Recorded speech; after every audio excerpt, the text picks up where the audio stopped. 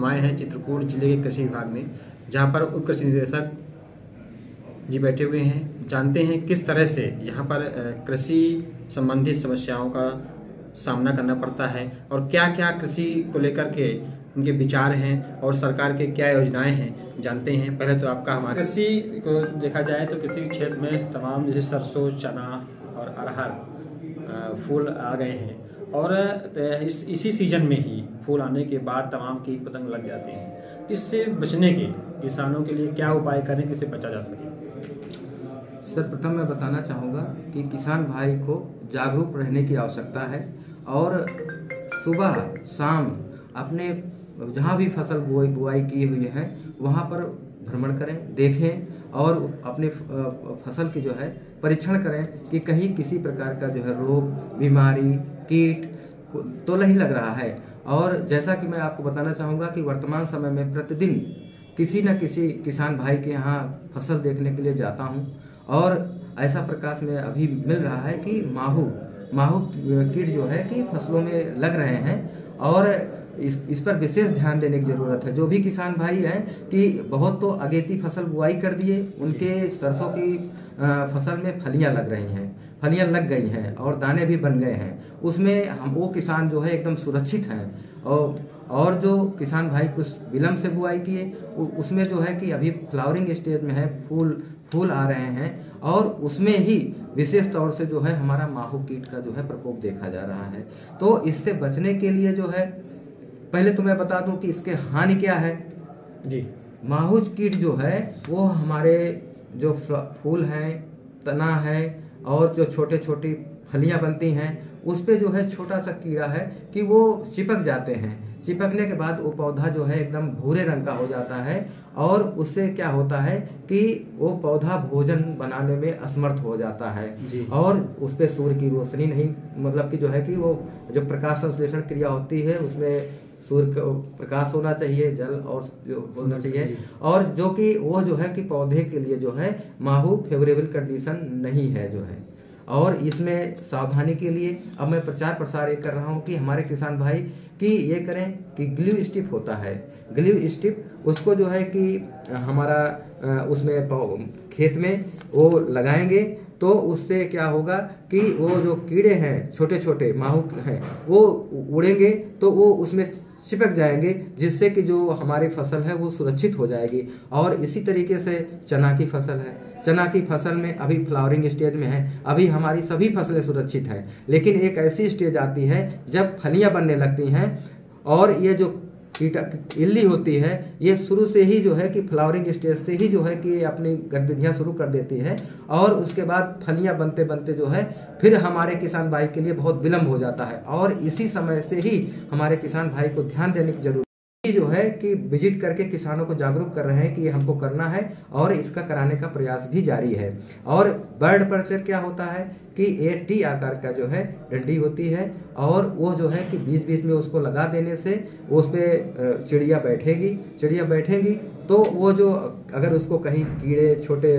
दिखते हैं तो उसको वो खा लेगी, उसका तो भोजन मिल जाएगा और उससे फिर हमारी फसल की सुरक्षा भी होगी। ये बर्ड पर्चर का है। और फेरोमेन ट्रैप है, फेरोमेन ट्रैप में उसको पहले तो हम जो है कि अपने खेत में 1 एकड़ है तो 1-2 फेरोमेन ट्रैप लगाते हैं और उससे हम देखते हैं कि हमारे खेत में कीड़े आ रहे हैं कि नहीं आ रहे हैं। और अगर उसमें ल्यूर होता है, ल्यूर वो जो है मादा की जो है कि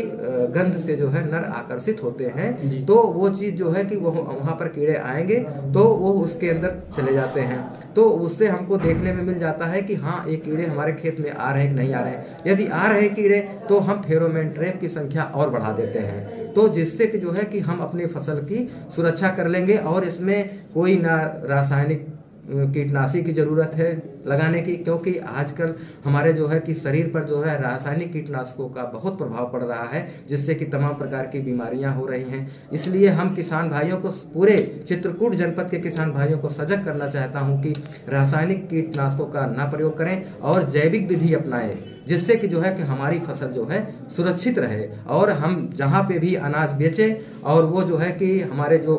और अन्य लोग भी खाएं तो उनके लिए भी स्वास्थ्यवर्धक हो, ये है हमारा जो है कि मेन लक्ष्य जो है कि फसल सुरक्षा के संबंध में। इसी तरीके से अरहर भी है, अरहर में भी फ्लावरिंग स्टेज शुरू हो रही है और उसमें भी मैं ये जो है कि हर विकास खंड में एक एक किसानों को पहले तो प्रदर्शन के तौर पर इसको देखूंगा जो है, और किसान भाइयों को जो लगाना चाहते हैं वो भी लगाएं, लेकिन कि ये हम परीक्षण करेंगे कि इसका क्या इफेक्ट है जो है, कितना लाभ इसका मिल रहा है, क्या होगा, ये सब चीज़ें जो है हम इसको देखेंगे। सर, यदि कुछ फसलों में दैवीय आपदा हो जाती है, जैसे पत्थर पड़ जाना, तमाम ये पानी बरस जाना, तो उसमें किसान काफ़ी परेशान हो जाता है। बीमा होने के बाद भी कभी कभी ऐसा बीमा कंपनी ध्यान नहीं देती है, तो उसमें किसानों के क्या करना चाहिए या आपकी तरफ से क्या? हाँ, इस संबंध में मैंने अभी प्रेस विज्ञप्ति भी दिया और उसमें भी पूरी जानकारी दी है कि जो है कि यहाँ पर फसल बीमा के प्रतिनिधि जनपद स्तर पर उपलब्ध हैं और इसका टोल फ्री नंबर भी रहता है और वो भी उसमें पेपर में के माध्यम से दिया गया है, और जो भी यहाँ के प्रतिनिधि हैं उनके नंबर भी दिए गए हैं। और ये चीज़ें जो है कि इनसे बराबर मैं मॉनिटरिंग करता रहता हूँ, कहाँ पे कितने जो है कि बीच में पानी बरसा तो उसमें कहाँ नुकसान हुआ है, जो भी किसान भाइयों ने अपना दिया आवेदन, तो उस पर जो है कि कार्रवाई ये लोग फील्ड में कर रहे हैं। और जैसा कि आज जो है सीतापुर जनपद में जो है ओले पड़े हैं, तो ऐसे स्थितियों में जो है हमको पहले से ही जागरूक रहना चाहिए कि हम ओला पड़ गया तो हम क्या करेंगे। तो इसके लिए जो है कि जो टोल फ्री नंबर है बीमा कंपनी का, उस पर कॉल करें, और जनपद स्तर पे जो है जो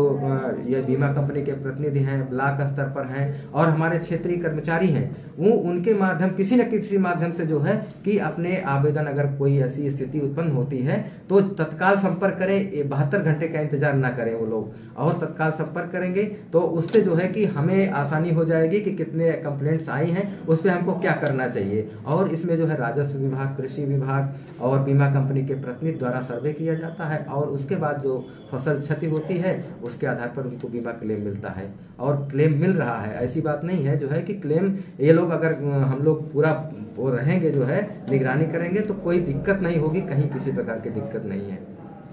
सर, आप ही जानकारी मिली है कि कुछ आपने नंबर भी, टोल फ्री नंबर हो अथवा अपना नंबर, पर्सनल नंबर हो या सीजी नंबर हो, आपने सार्वजनिक किया है किसानों के लिए, तो क्या उद्देश्य है उसका?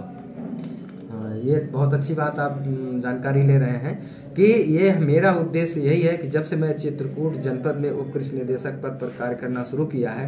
मैं बताना चाहूँगा कि मैं किसी भी कोने में हमारे किसान भाई किसी प्रकार की कोई भी दिक्कत हो कृषि विभाग से संबंधित, तो वो जो कार्यालय दिवस में जो है उसमें नंबर दिया है कि वो लोग उस नंबर पर कॉल करेंगे। और यहाँ पर 3 कर्मचारियों को मैं नामित किया है कि एक कर्मचारी मान लीजिए कि कहीं जा रहा है तो दूसरा कर्मचारी उस फोन को अटेंड करे, इसलिए किसी हमारे किसान भाई को किसी प्रकार की दिक्कत ना होनी चाहिए। और इसके बाकायदे रजिस्टर बना हुआ है, उसका बीच बीच में मैं मॉनिटरिंग करता हूँ। और यहाँ पर कम से कम 20-25 लोगों का तो प्रतिदिन जो है अपने जो है कि समाधान करते हैं, कि उनको जो भी शंका समाधान होता है। यहाँ पे मेन है PM किसान से संबंधित बहुत किसान भाई अपना जानने की इच्छा रहती है कि हमने कंप्लेंट दर्ज कराया था, मेरा कुछ समस्या का समाधान नहीं हुआ। लेकिन ये चीज़ें ये भी बताना चाहूँगा कि ये डाटा जो हम लोग यहाँ से लेते हैं, करेक्शन जो है करके भेजते हैं, वो निदेशालय स्तर से लखनऊ से फिर दिल्ली भेजा जाता है, फिर वो प्रक्रिया में चलती रहती है। इसलिए हमारे किसान भाई जो है कि परेशान रहते हैं कि इसमें क्या हुआ, थोड़ा धैर्य की ज़रूरत है जो है, और सभी को जो है कि ये PM किसान का लाभ मिलेगा जो है, और पूरा ये दिलाने का प्रयास करूँगा। और ये नंबर भी मैं बता देना चाहूँगा कि ये जो नंबर हमने जारी किया है ये COG नंबर है, और इसमें जो है 78 39 88 27 07 ये नंबर है। इस पे जो है किसी भी कार्य दिवस में जो है कॉल कर सकते हैं और जानकारी ले सकते हैं। और इसकी बीच बीच में मैं मॉनिटरिंग करता रहता हूं, और हमारे जो कर्मचारी हैं उनको भी बताता रहता हूं कि किसी भी किसान भाई को किसी भी प्रकार की कोई समस्या नहीं होनी चाहिए। अगर आप सॉल्व कर पा रहे हैं तो आप सॉल्व करिए, और नहीं अगर आपके स्तर पर हो पा रहा है तो हमें अवगत कराएं, हम इसको पूरा सॉल्व करने का प्रयास करेंगे। इसका समय अवधि कुछ होगा? ये 10 से 5 जी सर, यहाँ चित्रकूट जिले में जो किसानों के लिए, जैसे आपके कृषि विभाग से, तो किसानों के लिए क्या क्या योजनाएं जो लाभान्वित होते हैं किसान, और क्या क्या योजनाएं यहाँ से मिल सकती हो? यहाँ पे मैं बता देना चाहूँ कि हमारे यहाँ जो सब्सिडी के बीज जो है DBT के माध्यम से उनको दिया जाता है, धनराशि दी जाती है। और राजकीय बीज भंडार है जहाँ से हमारे किसान भाई बीज लेते हैं, और यंत्र हैं, फार्म मशीनरी है। तो इस तरीके की तमाम प्रकार की योजनाएं हैं जो कि हम लोग बीच बीच में इसको पेपर के माध्यम से और भी जानकारी हम लोग देते रहते हैं। जैसा कि आप जान भी रहे हैं कि कोई भी योजना हो, सभी जो है डीबीटी के माध्यम से धनराशि भेजी जा रही है। कहीं से किसी प्रकार की कोई दिक्कत नहीं। बीज भी जो है कि जो किसान भाई लेते हैं उसका डीबीटी के माध्यम से उनके खाते में धनराशि भेजी जा रही है। कोई ऐसी योजना नहीं है जिसका कि जो है किसी अन्य माध्यम से जो है कि धनराशि भेजी जाए। और ये बहुत अच्छी पारदर्शी स्कीम है, और इससे हम लोग जो है कि बहुत ही हम लोग भी जो है कि बहुत वो रहते हैं कि किसान के पास, किसान के खाते में पैसा पहुंचे और वो उपयोग करें। सर, एक छोटा सा क्वेश्चन है हमारा कि इस समय जो किसान सम्मान निधि को लेकर के, तो उसमें केवाईसी फॉर्म भरने के लिए शायद कुछ समस्याएं आ रही, किसान भाई परेशान हैं। तो क्या इसके लिए और कुछ ऑप्शन है, या जो तमाम बने हुए हैं सेंटर वहां जा करके तो किसान भाई परेशान होते हैं, तो क्या यहाँ से कुछ ऐसी प्रक्रिया है? केवाईसी के लिए तो जो है किसान भाई यहाँ तो कार्यालय में भी आ सकते हैं, संपर्क कर सकते हैं, और जो अपना जन सुविधा केंद्र है वहाँ से भी केवाईसी करा सकते हैं, बैंकों के माध्यम से भी केवाईसी करा सकते हैं। किसी प्रकार की कोई दिक्कत नहीं। अगर किसी को दिक्कत आ रही है तो वो जो हमने नंबर जारी किया है उस पर भी अपना समाधान प्राप्त कर सकते हैं और उस पर समाधान मिलेगा। ये कब तक केवाईसी भर जाना चाहिए लोग, इससे कुछ समय सीमा? इसका समय सीमा है लगभग 1 महीना के लगभग कर ले। बहुत बहुत धन्यवाद सर आइपा मंच में आने के लिए आपका। धन्यवाद, बहुत बहुत धन्यवाद। अभी हमारे साथ थे उप कृषि निदेशक बाल गोविंद यादव जी, जिन्होंने बताया कि किसानों के लिए जो समस्याएं इस समय वर्तमान में हैं, जैसे अरहर, सरसों, चना और मसूर ये 4 फसलें ऐसी हैं जिसमें फली लगने लगी हैं, और तमाम कीड़े जो इल्ली तमाम ऐसी हैं जो लगने लगी हैं, उनके उपाय उन्होंने बताया कि किसान भाई यदि ऐसे उपाय करते हैं तो इससे बचा जा सकता है। हालांकि अगर पहले कर दिया जाएगा तो ज़्यादा सही रहेगा, बाद में करने कोई मतलब नहीं है। किसानों से लगातार साथ में बनने के लिए प्रतिदिन कृषि उपनिदेशक किसी न किसी किसान के गांव जा करके और किसी क्षेत्र में जा करके भ्रमण करते हैं और जानकारी लेते हैं। उसके बाद किसानों को भी जानकारी देते हैं कि आप सभी लोग अपने फसल बचाने के लिए तमाम जो चीज़ें हैं बताई उन्होंने, उनको उपयोग करने से अपनी फसल को बचा सकते हैं।